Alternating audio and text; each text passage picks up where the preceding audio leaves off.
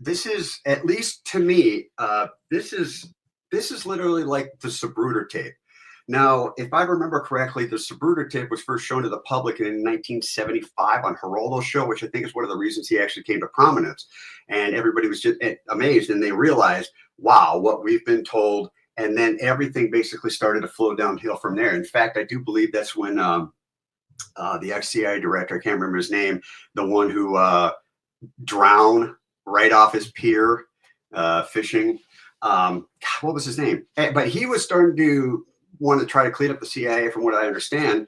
And yeah, he ended up being silenced the Central Intelligence Agency way, I guess you'd say, to keep it mild here. But what happened was, Red, one second. Do you just want to give the viewers a recap of your theory and assume that people are watching tonight that didn't see part one? Great idea. Okay, so and we've got an hour, correct? Because I tend to get long-winded. We got one. Okay. Yep. Okay. So essentially, what was happening was that everybody was saying two things. One, this looks like an exit wound, and there's no way a 30-06 did this. And of course, I thought the same thing. I really, and again, for the viewers, I did politics. I ran for office, did sleuthing and all that stuff way back in the day, and I was done with it. And I didn't think anything of it until I heard the 30-06. I'm like, that doesn't make a lot of sense. But then the reports started coming, no, it was 30-06, and then there's this guy on the roof, and then people started coming out like Peak Prosperity, Chris Martinson, who has a PhD in this kind of stuff, and he analyzes it, and he said, well, it doesn't really look like it can come from here, and if it was a 30-06 shot to here, and the bullet did land, there's T1, which is your first thoracic, where your bump in your back is. If it landed there, it would take 12,000 pounds of pressure to stop that 30-06 bullet and then move it down 30 degrees. And anybody who knows anything about guns or hunting said, well, this is pretty much impossible. All right, not completely impossible, but I used the phrase before. I mean, it's like, I may be the starting center for the Los Angeles Lakers, but let's be real. I'm old, I'm white, I'm fat, I'm about as athletic as potato salad. Probably not going to happen. Then Valhalla VFT shot a cattle neck, and just so basically everyone's saying, look, this can't happen. Okay, great. So what did happen? So Range Day Bro, his Marine friend, had pointed something out to where there was a close-up shot, and it looked like it came to me right around here. And he initially thought hair and blood came out, and it ended up being the necklace blasting, which I can explain with my theory. Blasting out and basically tearing off of him. But when I saw that and I saw the cavitation, I saw what happened, it clicked immediately, saying, okay, that's where the shot came from. All right, we need to work backwards from this, because you got people, okay, it came from the front and did this, but that's really not how bullets work. It's not like the movies. The movies are there for entertainment. In real life, and especially if you're a hunter, they don't work like that. So I started digging into this a little bit, and again, I thought, and again, I thought this all my life, and I progressed in age to where it's like, okay, I am right about this stuff. I just see things that other people apparently don't see. That's just my gift or curse, I guess, call it what you will. So the shot comes in, all right, looks to me at a blatantly upward angle, comes and hits his right side. Now, one of two things happens here, okay, especially if it's an angle, which I rudimentarily tested out with, with a protractor. My shot angle would be approximately about 31 degrees if it's a pass-through. Because if it did hit here and pass through here, okay, you're looking at a pretty steep angle. All right. Range Day Bro actually did a ballistics gel dummy bust test, head and bust. But his angle was at 17 degrees. He wanted 20, but what he had to work with, he probably couldn't get high enough to make that shot. But when it did 17 degrees, the bullet went pretty far over here to where if that bullet would have landed there, it would have hit a person, or at least those guardrails, and there would have been a bullet hole in those Comeback America or American Comeback boards, which would have been evidence. But I don't think that happened because of, I think it was the cavitation. But back to here, he did a test where he shot the dummy right back here. I don't really know why he did back here when he initially thought here. And there are other people who thought, sorry, I just got my hair cut, so everything's messed up. right in the ear, complete possibility. But if you've got in the ear, like, oh, I forgot my skull. So right in the ear here, if it lands here, it still can have that cavitation mass event. That if it's a couple inches higher, it's definitely inside the skull. And that comes to the pressure issue, which we'll talk about in a sec. But it comes from here, and it either exits out and hits the ground, and which is what causes the hole in his neck, or it stays within the head, which would be my theory. But if that is the case, then almost by definition, it can't be a 30-06, especially because it's a big bullet with a lot of weight behind it. Almost like if a perfect example is Shaq. Well, Shaq has got one of the worst free throw averages, even though he's the most fouled player in the history of the NBA. It's like, well, why is he? He's this tall. He's close to the basket. Well, if you take a basketball and try to shoot a basketball, but then take a softball and try to shoot the same thing, you just don't have the control, and you also don't have the weight and the mass to make that thing, go the way you want it. So you get the bigger bullet, the more weight it's got behind it, the more it's going to punch through. If you got a smaller bullet, even if it's traveling faster, when it hits something, the energy has a tendency to disperse more than go through. So it either passes through or it stays in the head. And if it stays in the head, my theory is it's going to be a lighter bullet, probably a lot faster, which a 22-250 caliber gun would be my choice. And again, to me, this is a professional hit. So they could use anything. And I wasn't clear in our last video when Range Day Bro had that short. They have a gun, and you've got basically, it's like a pistol grip, so there's no butt. And there's the gun about this big, maybe 18 inches long. And the barrel makes it about 20, 24 inches long. But the barrel can get screwed in, and that screw in is the actual silencer. So it basically just throws the bullet through the silencer, and it's two pieces. Well, that can fit in a backpack. And if it's a 22-250, even if it's I think it was a 300 blackout, a 300 blackout's got a maximum effective range of 165 yards. Well, if it's up from here, either between the buildings, like Range Day Bro said, or up on the roof, or where the door was, or where the balcony, or over here, that's about a 60 to 70 yard shot, well within the parameters. So you don't need this big honking sniper rifle like in my video with Gina Davis. That's for long range shots when you're trying to, like Carlos Hathcock that got that Vietnam general at 800 yards. That's half a mile. So you need a bigger gun to go all that way, because even though you got the velocity, because it's not as heavy, it loses its momentum as it goes down.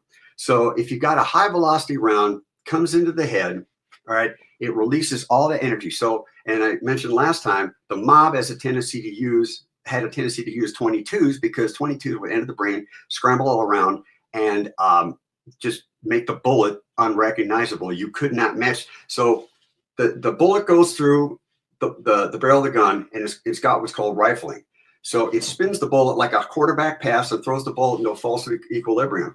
So that's why the passes in football that go like this don't go far, unlike that 63-yard throw that Aaron Rodgers made a few years ago in the Detroit Lions touchdown. But that ball had a lot of spin on it. So if you got an equilibrium and you got less wobble, the bullet continues to go, and it goes farther and maintains its velocity, and thus its stopping power. So if you look at a ballistics chart, it'll show you feet per second velocity, what the bullet is out of the muzzle, 100 yards, 200 yards, and also the foot pounds, how much pressure and force it takes to stop that bullet, which is what Chris Matheson was talking about. So most bullets have, say, between 1,000, 2,000 foot-pounds of energy to stop it. So if it would take 12,000 pounds of energy to stop that 30-06 to then embed it in his neck, okay, 30-06 would go through sheet metal. Again, I'm sorry, my brain thinks like this, so I'm trying to tie everything in and make sure I cover everything. So it comes into the skull, it has enough energy to go through the skull right here. Now, your skull is actually pretty hard, but this entire thing is pressurized. Okay, your entire body's pressurized. Okay, your chest cavity has got your heart, thymus, and lungs, diaphragm, and then all your intestines are in this sac called your peritoneum, and all this is sterile. All this is cut off from everything, because your body needs to make sure that if it's going to fight off infection from here and here and here, it doesn't need to worry about this. So this is basically a huge cavity, your heart and lungs, and when you die, there's no air, your lungs basically shrivel up like a balloon, like an animal balloon, just. So there's all this space in here. So it comes in, it's got all this energy. And if it's a 22-250, right, out of the muzzle, it's 4,000 feet per second. A 30-06 generally is about 3,100 feet per second. Okay. which is still pretty high. But most bullets are in, 1,000-2,000 feet per second, and stopping power obviously varies. But if you got the 30-06 bullet, generally about 150 grains is how they measure it. It's just a unit of measurement, whereas a 22-250 is only 50 grains. So it's a lighter round, and again, you need to go really fast, and you need it to direct its energy. That's used for things like varmints. Like, I don't know, I'm sorry, I find it kind of humorous when people add sound bites to it, but if you shoot, say, a prairie dog, you'll see the prairie dog fly apart because all that energy is directed into its body, and boom. So you got it coming through the skull. It doesn't have enough energy to go all the way through because it's a lighter round, but it's got all that energy. Well, where's that energy go? Now in JFK, it was a Carcano 30 caliber round with a lot of power. So it blasted out the front of the skull. That's where you get the back and to the left. That's all covered in my video. But this, it enters the skull, and the energy has to go somewhere. It always has to go somewhere. If it's chemistry or physics. So where does it go? It can't go up. It can't go. So it has to go where there's empty space, because it's just like water. It will fill the empty space. It goes to the path of least resistance, just like electricity. It goes into the skull, and right here, all right, first off, you've got a hole in your head, and it's called your throat, all right? And you've got a hole in your skull. It's called the foramen magnum, all right? It's where your spinal column goes through, okay? So all that energy, bam, down here, that's where you get the cavitation, and the cavitation actually starts on the right side. Well, I guess you guys looking this way, the right side of his face, which means the bullet came in. So I'll do it for you guys like you're looking at it. The bullet came in, the cavitation starts as the bullet's going through and the energy's going through. So it's going to start here, go here, and cavitate his neck. And you see it bulge, and then the tear form. At least it's what I saw originally. Some guy literally just sent me a video that, so hopefully I can verify that later on today. But my theory is it was a rip, and all the energy, the bullet and all the energy stayed in his head, blasted it down, which broke his necklace. That's where you see that big boom. And when it comes to cavitation, if you watch ballistic gel tests, and I also have a video about what's called the pistol shrimp. It's just this shrimp that lives in the ocean, and it kills its prey by cocking its big claw back like a fiddler crab, only it goes like this, and it sends on an air bubble. Now, when the air bubble comes like this, it collapses, and the surface tension, when it does that, momentarily becomes the temperature of the sun. That's a lot of energy. And if you watch ballistics gel video, it goes like you got the hydrostatic cavitation, comes in. When it makes contact with itself, you see a flash of light. Now, a lot of guys say that's leftover residue of gunpowder, which is partially true, but that's really what causes it. Now, also, I can't physically pass through myself when it comes to energy, but if it's a gel block, you can almost see the energy waves go like this, and then come back, and then it just gets less and less and less over time. And as I said last time, like a quarter going, it just loses, so it goes. So you can see the big blast, kind of comes back in on itself, happens a little bit again, and then after that, you really can't see the energy going. But hopefully you get my point. So that energy, that cavitation that happens, it comes back. Bam, causes even more damage, a little bit more, and right on the backswing, could be both, is when you see the blood coming out of the wound. And this blue blood is darker blood, which first off indicates some tissue too, to me, at least from my deer hunting experience. And it wasn't arterial spray. So if it's not arterial spray, if it was arterial spray, he would have bled out. Now, obviously, if the guys would have got to it, pinched it, or put their thumb in it, like a medic would, then, okay, that's the first aid you'd administer. But everyone's saying, well, the security didn't do anything. They didn't do first aid. Well, if there's no first aid to render, what do? You can't really do anything. So you pick them up and take them to the hospital. And they probably, all in their minds, if they have any sort of skills at all, knew that he was gone. But you still got to do something. So if there's no blood pouring out because everything's done internally, and it's just all that blood because the energy came out, what are you going to do? It's all internal. So they picked him up. So that's why there wasn't a lot of blood on the scene. So everything in my theory, all the questions that these guys have are answered.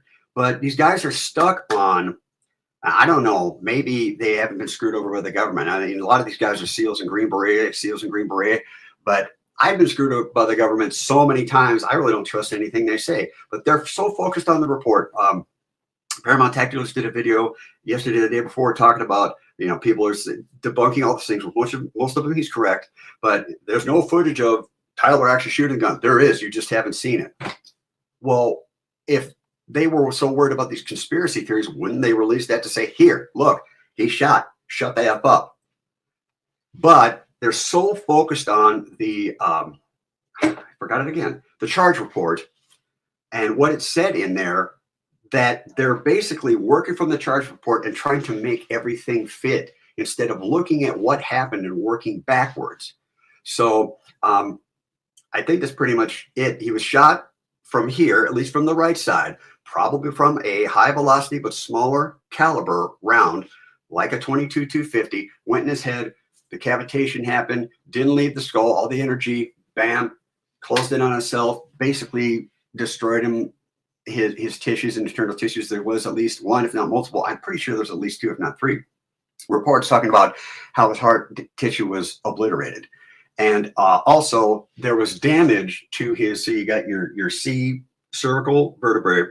So C2 through C6 were damaged. Well, how does it get damaged from the front and there's no exit and it stays in here? So that right there makes no sense. But if the bullet comes in here, okay, and either boom, the energy just shatters the vertebrae because it's going to go out in all directions like an atom bomb, right? All direction, and it shatters the vertebrae, or the bullet went like this, and either from the angle, which this new video while we're doing this kind of now shows, not necessarily proves, but darn near, came in either at that angle and it went like this, crush, C2 to C6. This is all shown in my video. C2 to C6, C7 and C8 weren't necessarily harmed, but then the bullet landed under his skin right next to his T1. Everything of that works with my theory. So either it got obliterated from the energy or the bullet actually crushed the front and managed to make contact a little bit with his vertebrae. So all this stuff works. So if it came down, or if anything, it entered the skull and and hitting the skull altered the trajectory just a little bit to actually move it, instead of at this angle, now more at this angle, if that makes sense. So this video, does that explain? Do you have any questions on that before we continue? No, that's very clear. Please keep going. Okay. So I've, of course, going back to the same videos, just seeing who's got what information.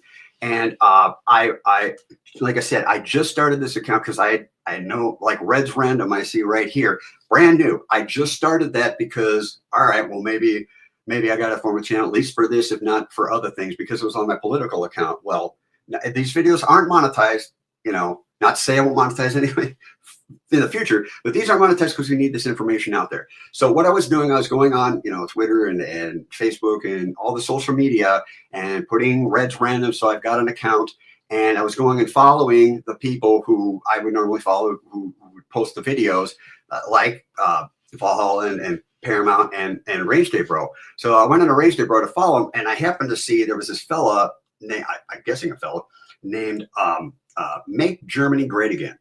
And he had posted this video, and it's the definition of irony.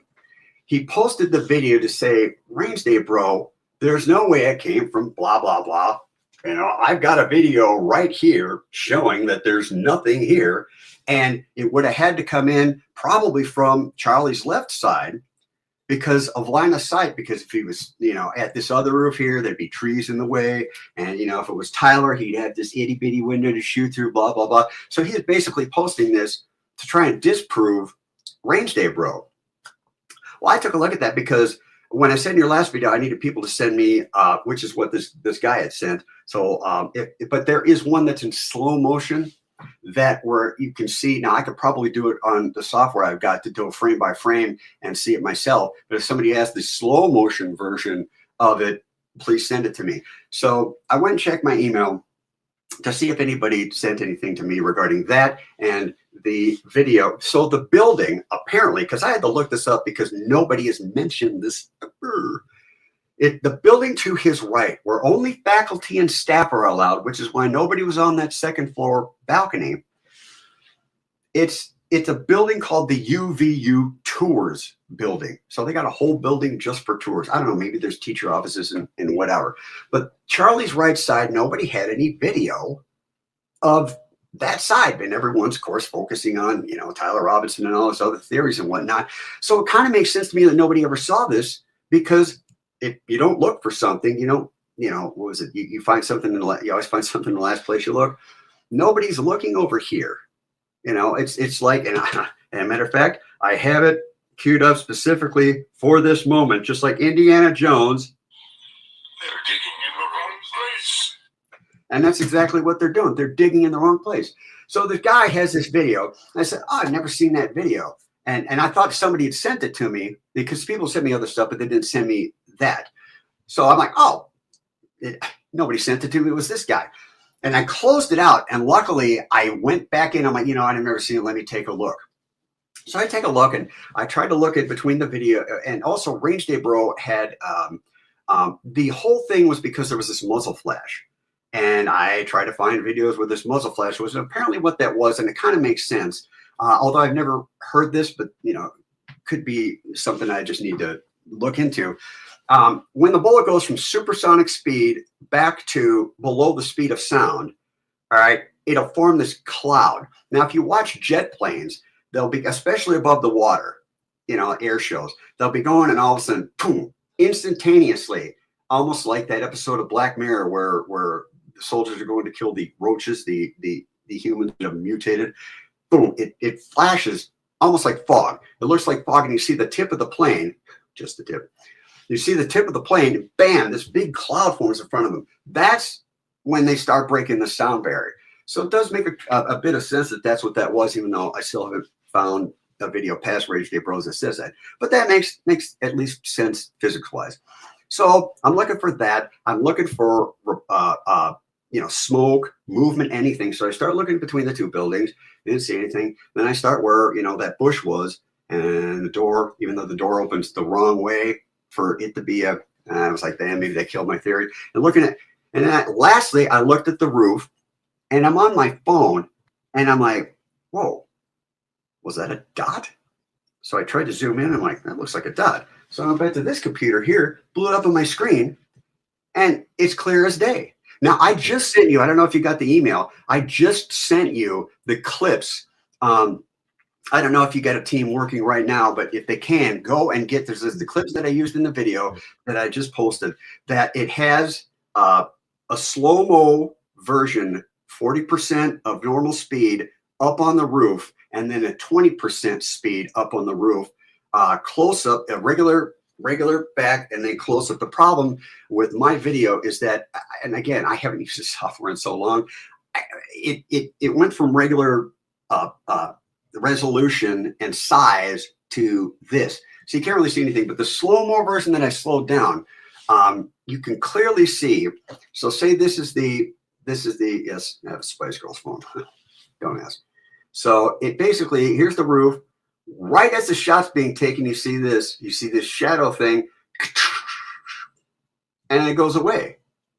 It's like, what the hell is that? That literally looks like a person doing what in my other video Josh Hartman did in the movie Lucky Number 11, but instead of being up on top of the roof like this, like, okay, there you go. Like somebody basically coming up, going, and going back down. So this is the original video that that he had. So so where the pink and blue tent is, you go directly above that and see where on that balcony there's that door. Yeah, okay. So move your cursor right above the pink and blue tent if you can, or whoever's doing that. Okay, now go up. See that? Yep. Go up until you see that door. Right now, yeah, right there. All right, that door. No, go directly above that and right at the level of the roof. Right there, right around there, you're going to see that come up and go back down. Now up there, I didn't realize at the time, but other people have started doing video. Well, that's actually what first prompted me was somebody had released a video to Range Day Bro to Paramount that somebody did a 3D model so that they were actually taking angles to see where they would have to test. But of course, nobody did the roof. So my theory is that it's at a 31-degree angle if it's a pass-through. Now, if it's up on the roof there, that might actually be possible. So if you have the other two videos, There's 4 of them. So there's this, there's the 40%, 20% of this shot, and then there's the 40% and 20% of the close-up. So we can pretty much now move out of this. Do you not want me to play this one, Red? Well, so this is the original. So it's about whatever it is. I can't see the time for it, but play this. So this video though has a skip. Now and I said in my video afterwards, but that's what my brain thinks instead of before. So basically what happens is that you see the video, this guy's going to go like this, and he's going to turn to see the crowd, and he said, I have it right here still, and I messed it up on my video. So it says, Charlie Kirk brings a pretty good audience. And in there, you'll hear Charlie when he says, I got it written down right, when he says, counting or not counting gang violence. So I mouth along with it, so you can tell it's the same video. And I even put the one I got from Ryan Mata with the back cavitation and match it up, so you can tell that this is the same day and everything, obviously. But play this video, but you'll see a skip. And it seems to me what the guy did was, remember when the one guy that saw Tyler Robinson up on the roof, and then he paused it, and about 3 seconds later he said the shot rang out.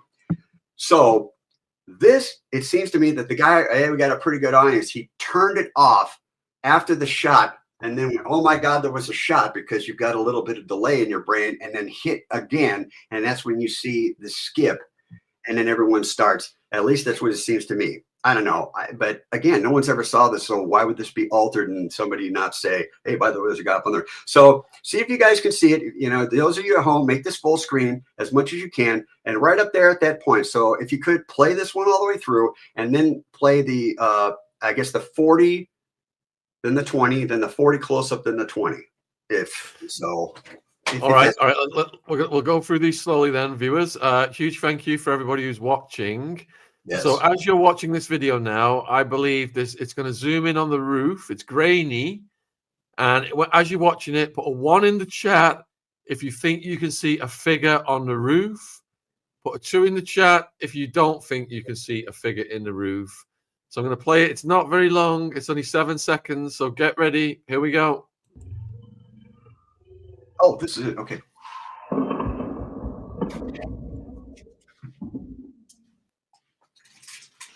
I'm going to play that again because it was so short. So this is the close-up. Okay.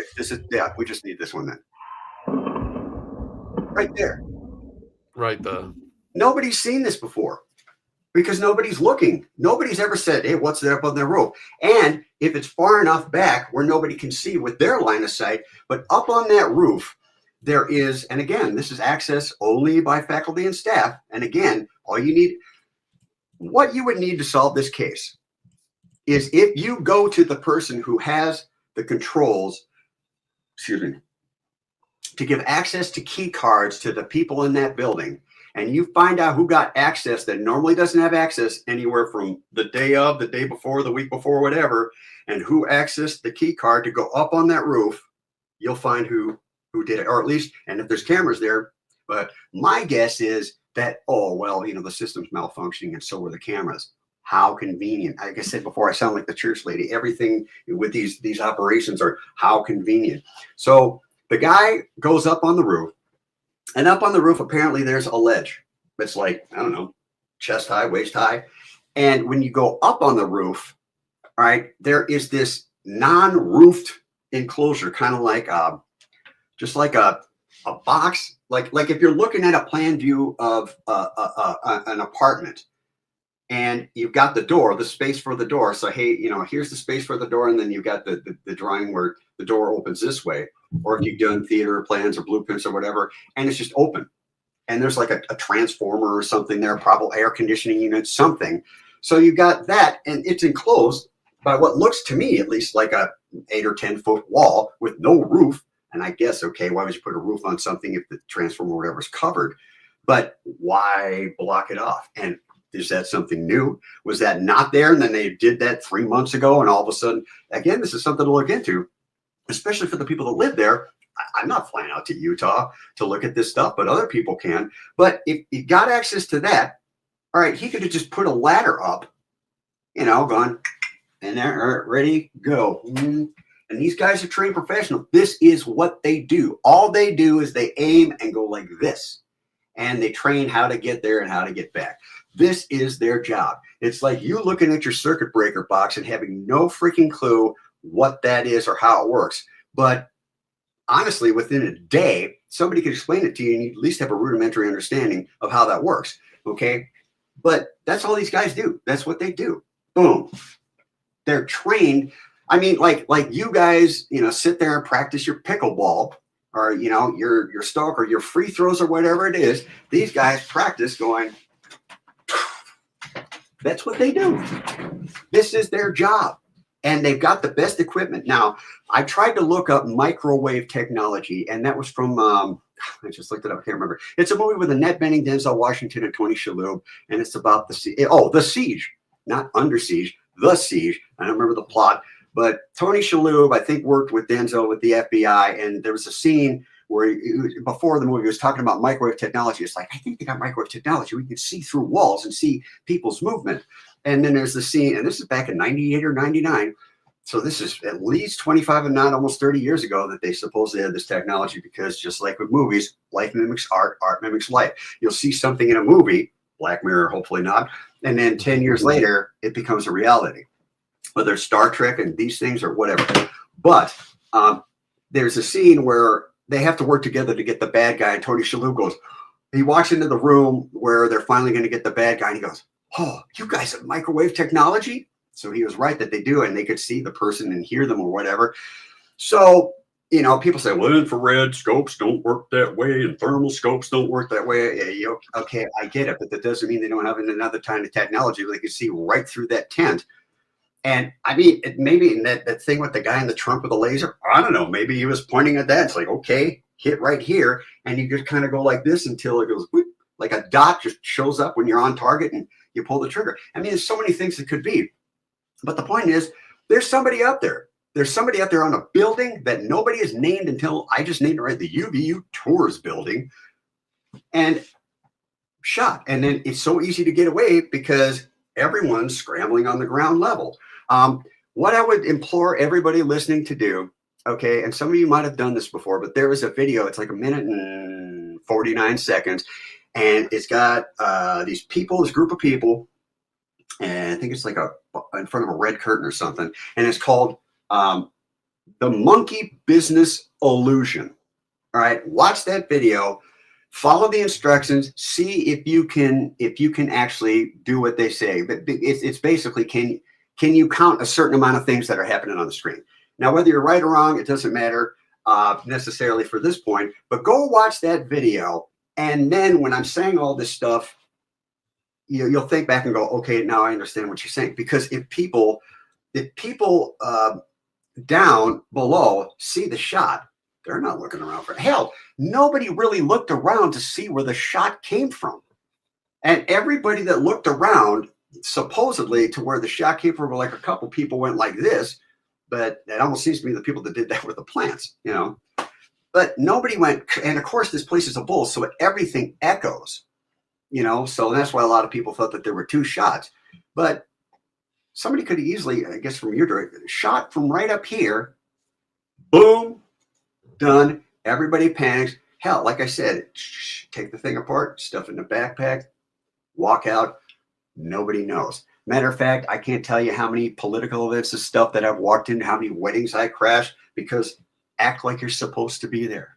Just act like you're supposed to be there. The movie Hair, the musical Hair with Treat Williams and Olivia D'Angelo, when the hippies, go and crash that party because the guy that's going into the army from Oklahoma saw the pretty girl on the horse and wanted to ask her out before he, goes off to Nam. And so they're like, well, screw it, let's just do it. And then, who are those people? Well, why don't you take care of it? And the guy goes, I'm sorry, sir. Who are you? And he says, we're with Mr. Berger. Oh, okay. And goes back, they're with Mr. Berger. Who's Mr. Berger? And Mr. Berger's Treat Williams, one of the hippies. Just like my friend did in the medical, he was in a medical building to get some information. He snuck in with a lab coat, and the security said, who are you? He said, I'll say the name. Bill told me to go this way. Oh, and he just walked right on by. Act like you're supposed to be there. So, you'd see somebody on the roof. Would you? Watch The Monkey Business Illusion and then you tell me, would you? Especially if you heard the shot, you don't know where the shots came from. Most people, even in Utah, a lot, heavily hunting into guns, conservative area. But to me, it makes perfect sense that it's this guy, professional, shot from the roof. And if I can get the resources, in a couple of days, it's deer hunting season. So I'm going to go hunting. I'm going to be in a remote area. I can test this stuff. I can test out my theory if I can get a relatively high-speed camera. Rage Day Bro did his test with a GoPro Hero 12 or something with 240 frames per second. I mean, that's enough to at least show the cavitation and such. So again, my theory came in. Oh, I'm sorry, you guys, this way. Came in, hit, all the energy went kaboom, blasted back up. So Range Day Bro shot back here. I'm thinking because he thought it was a back headshot, and also maybe going from that guy who thought it was an air rifle, that the 3 frames where the bullet supposedly came in. The problem with that is that those bullets, I don't think, have enough energy to have that cavitation. And it wouldn't have made the cavitation like it did. It would have made a cavitation more towards the front of his face. So I'm guessing why I put it back here. So if he does the testing and hope, I mean, it's his resources. He can do what he wants. But as far as I'm concerned, he's wasting his time and money, or somebody else's time and money, whichever. But if you can get it to where it just shoot either right in the ear, my guess right above the ear, because again, you're in the ear, right there, your jaw, there's no real skull. But if you're here, it's definitely skull. And the skull, the pressure goes like this. Where's that pressure going to go? It's going to go wherever a hole is. Well, where's the biggest hole? Right here. Well, there's also one right here, here, and here. But you still got that part of the skull that you've got, because your eyes have the sockets in them, but your optic nerves actually, you go in that little hole in the skull's eyeballs. So it's not really a hole to where your eyeballs are going to blast out, and also not necessarily your mouth, even though you see the cavitation start from here, which again makes perfect sense. Because it's going to start, and the cavitation always follows the bullet. There's no question about that. You can't have cavitation without the bullet. So, like I said, if I can show for certain, or anyone can show for certain, that when the bullet hits and his head goes down, and you see that hit, and there's no wound instantaneously on a fast enough frame, then it's likely that the cavitation was what caused that injury and then what caused everything to spill out. So hopefully that brings us to where we need to be in order to convince the audience that this is something that people need to look at. This is something that everybody needs to share, because it's irrefutable.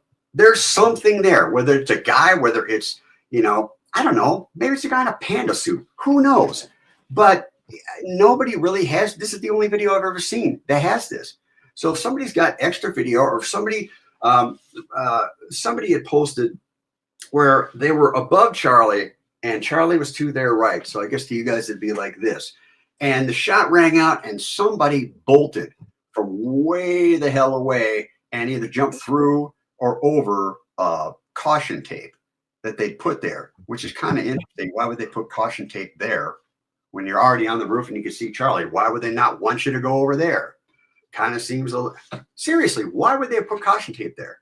Right? Because they didn't want anybody to get closer, because the closer you get, you might see the guy over here, either in that little indentation of a room where the AC unit or whatever was, or you might see him above that. So that's what I'd like somebody to do.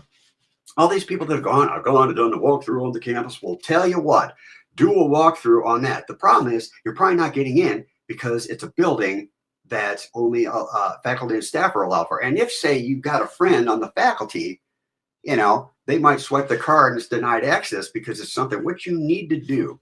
And I remember my dad telling us, because I was going to school, college at the time, to be a teacher before the education department got put on probation. Yeah, long story on that. But I was talking to him, I was like, I'll make good friends with the principal and the vice principal. He said, wasting your time. I'm like, what do you mean? They run the school. He says, no, secretaries and janitors run the school. You think when I go do those basketball games and officiate the basketball games at 8 o'clock in the morning on a Saturday that the principal's unlocking the door? No, it's the janitors unlocking the door. And the secretaries are the one that actually move all the paperwork. And this is before email, so move all the paperwork and make all the calls and take all the calls. So-and-so came in sick.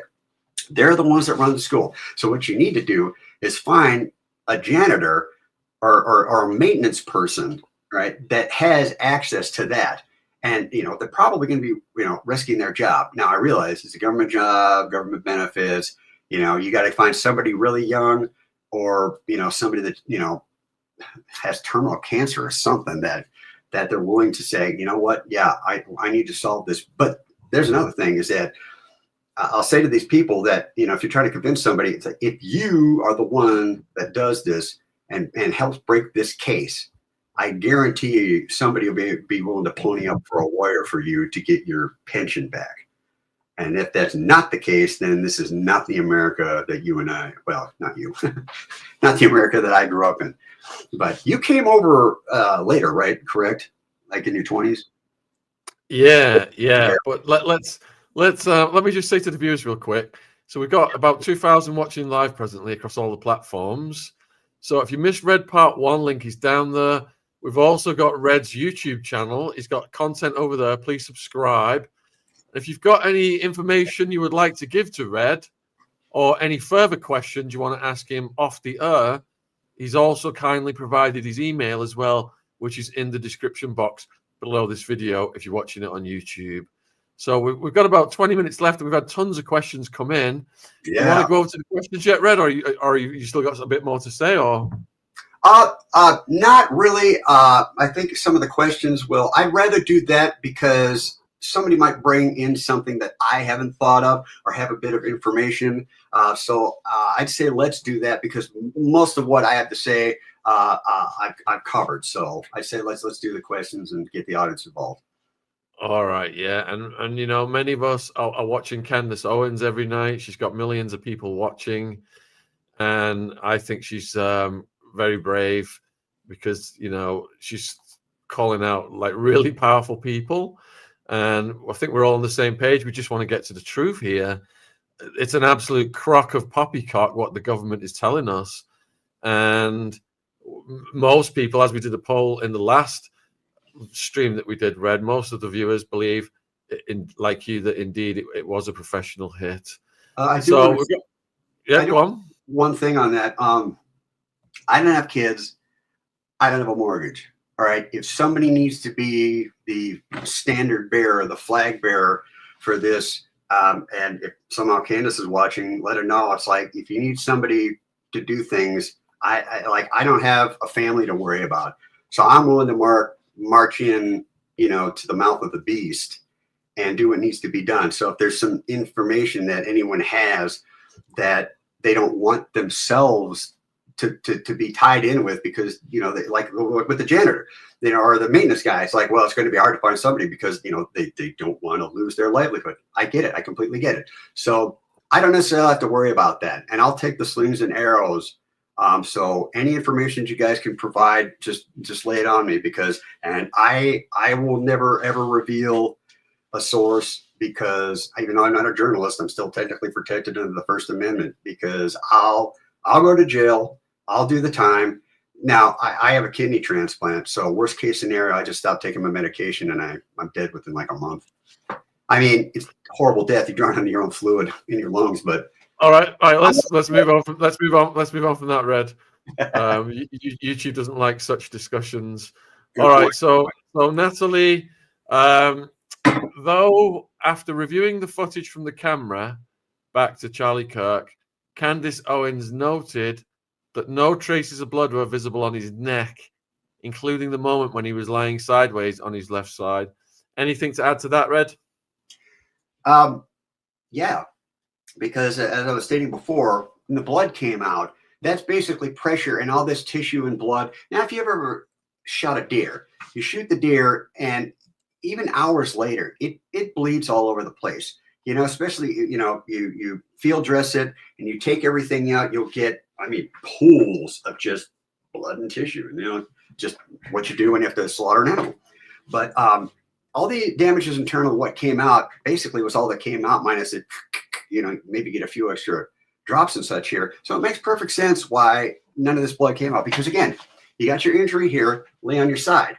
Okay, everything's going to pull here. Now in like CSI, you can tell if somebody's been moved, because say they're on their left side and they die, all the blood and everything pools, and it's called lividity and fixed lividity. So then when you move them after that's happened, after rigor and all that, you can see it and that doesn't change. So, but if you go like this, so say your body was filled with water, or take a milk jug that's about that full, turn it on its side, everything's right here, and it's not going to pour out the nozzle because all the blood's here.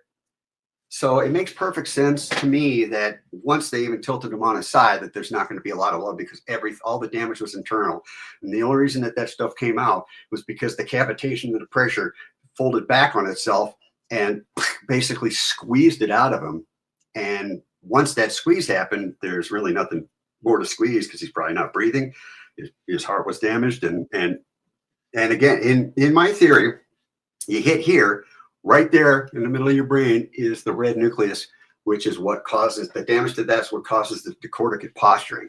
All these other ones, you got to get hit in the neck and then have the explosion go up and damage the red nucleus. Doesn't make a lot of sense, but guess what does? Right here, a shot right through the red nucleus. So that actually, to me, makes perfect sense.